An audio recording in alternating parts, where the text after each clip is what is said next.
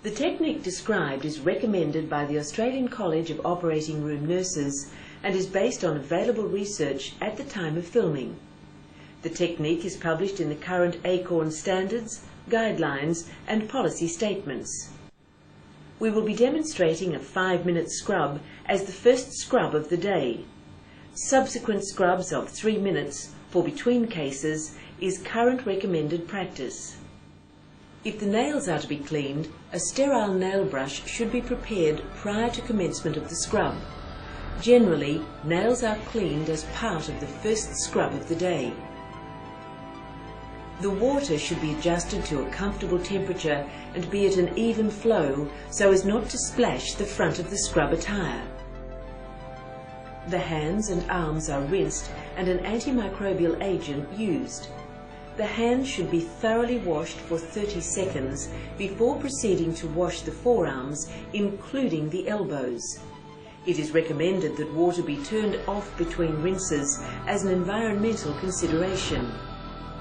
Check the clock as you start the scrub to ensure you are adhering to the required scrub time. The forearms are washed using a circular motion.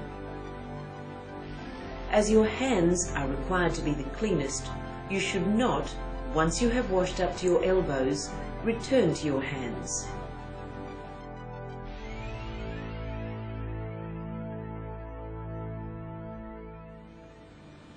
The antimicrobial agent should be left in contact with the skin whilst you clean your fingernails thoroughly using the nail cleaner supplied.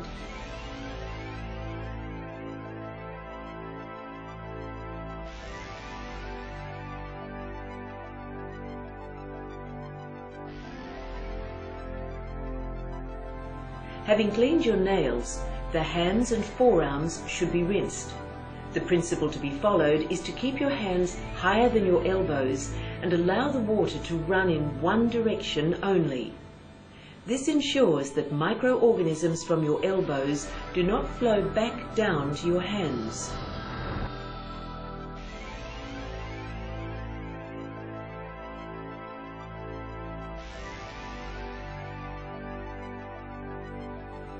Following a thorough rinsing, the scrub brush is used to complete the nail cleaning using the brush side.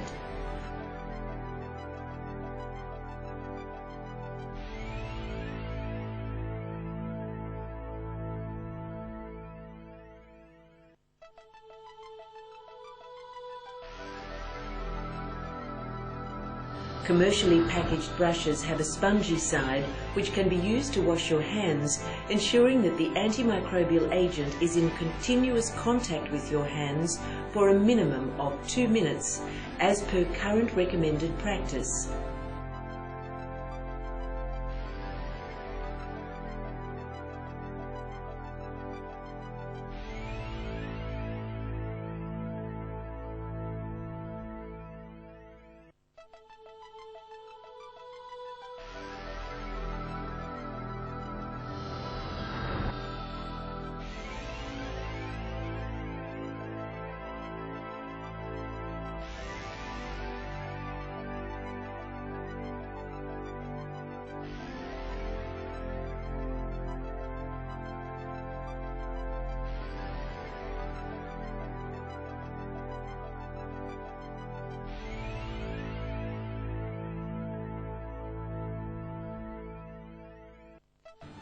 The forearms, up to your elbows, are washed in a manner previously described. It is not recommended that the bristles should be used on the arms, as the action can cause skin breakdown. If your hospital does not use commercially packaged brushes, then a thorough wash of hands and arms is carried out at this point. Rinsing then takes place, followed by a further wash of the hands and arms to the level of mid-forearm.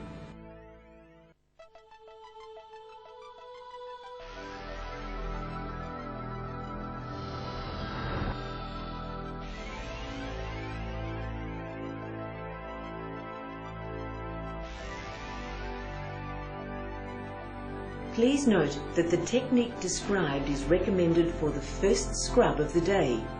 For subsequent scrubs, a thorough wash of the hands and arms is carried out, omitting the section of the procedure requiring the use of the scrub brush, again ensuring that the antimicrobial agent is in continuous contact with your hands for a minimum of 2 minutes.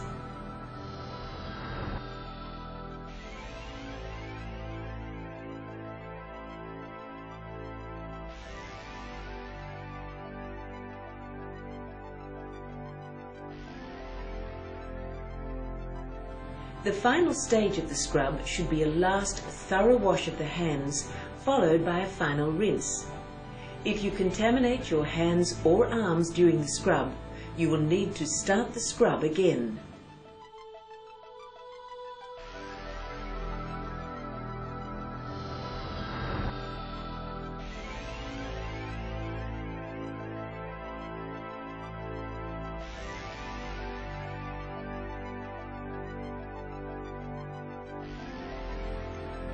The hands and arms are dried using a sterile towel.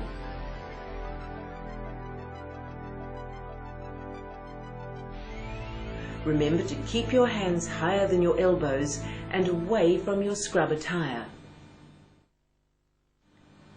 There are many acceptable ways of drying the hands and arms.